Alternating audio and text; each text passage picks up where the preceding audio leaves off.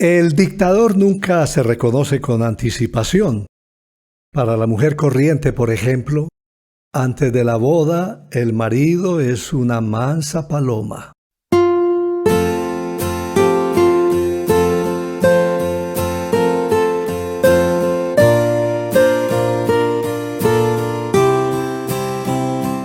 Hola, de nuevo nuestro saludo cordial, nos alegra que estén ahí. El autoritarismo es la autoridad opresiva que aplasta la libertad e impide cualquier forma de crítica. Es la jefatura ejercida por una persona que maneja el poder sin justicia y solo de acuerdo a su caprichosa voluntad.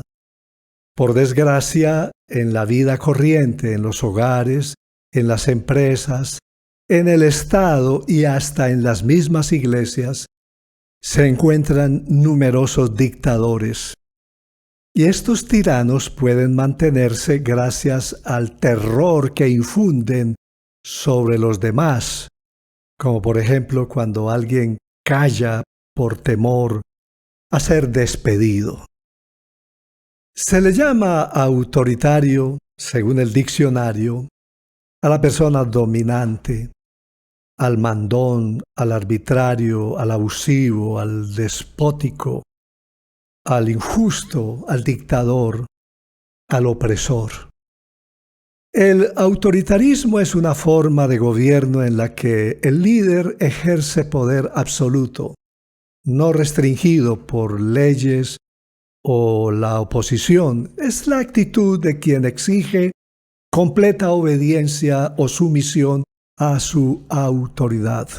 La actitud de quien ejerce la autoridad sin consenso participativo, originando un orden social opresivo y carente de libertades.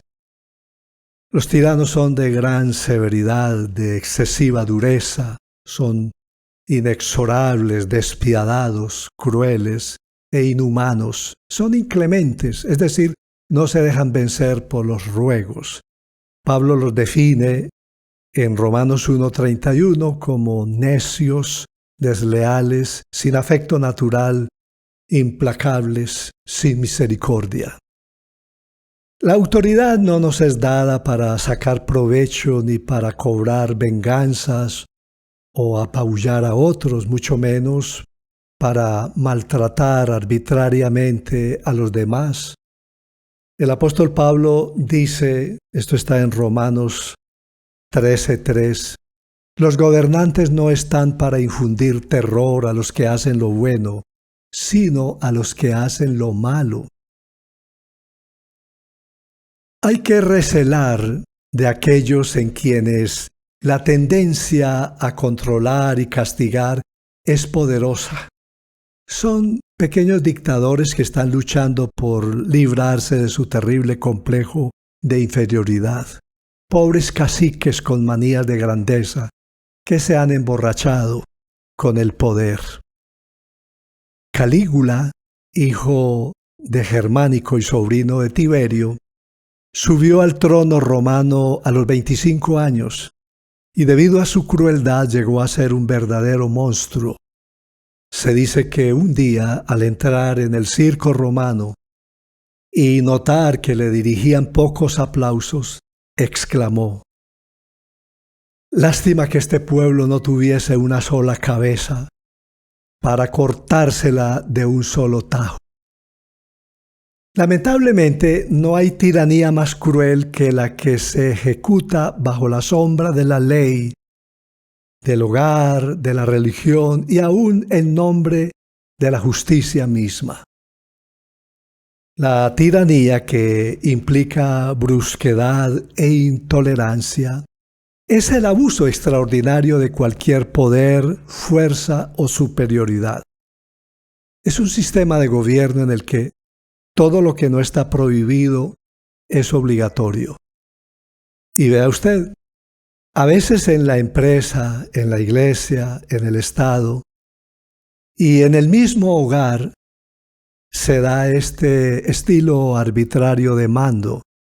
Entonces, lo que Dios ha puesto como remedio, la autoridad resulta peor que la enfermedad. Las tiranías se turnan, las revoluciones nunca han aligerado el peso de las tiranías, solo lo han cambiado de hombros. Todas las luchas victoriosas por la libertad llegan demasiado lejos y se transforman, a su vez, en el ejercicio de una nueva tiranía.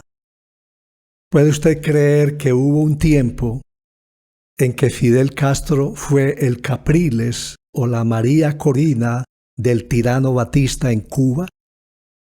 Nadie creerá que Fidel Castro fue el autor de la frase «Ni los muertos pueden descansar en paz en un país oprimido». A propósito, ¿en qué terminó todo el arrebato de Fidel Castro por la justicia y los derechos humanos? El gobierno de Castro como remedio resultó peor que la enfermedad, igual que el caso de los paramilitares en nuestro medio, que supuestamente serían el remedio contra el terrible mal de la guerrilla, y resultaron peor que la enfermedad. El tirano termina siendo lo que condena en otros.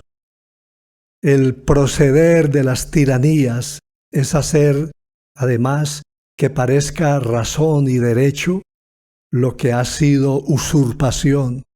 Por eso, a los mayores tiranos siempre les gustó tener la fama de liberadores. Hay una línea muy delgada entre un visionario comprometido con un proyecto más grande que sí mismo y un testarudo que va rumbo al desastre. Se debe considerar tirano a todo mandatario que no tiene la ley como regla, sino su propia voluntad y cuyos mandamientos y actos no están dirigidos hacia la preservación de las propiedades de su pueblo, sino hacia la satisfacción de su propia ambición, de sus venganzas personales, de su codicia o de alguna otra pasión semejante.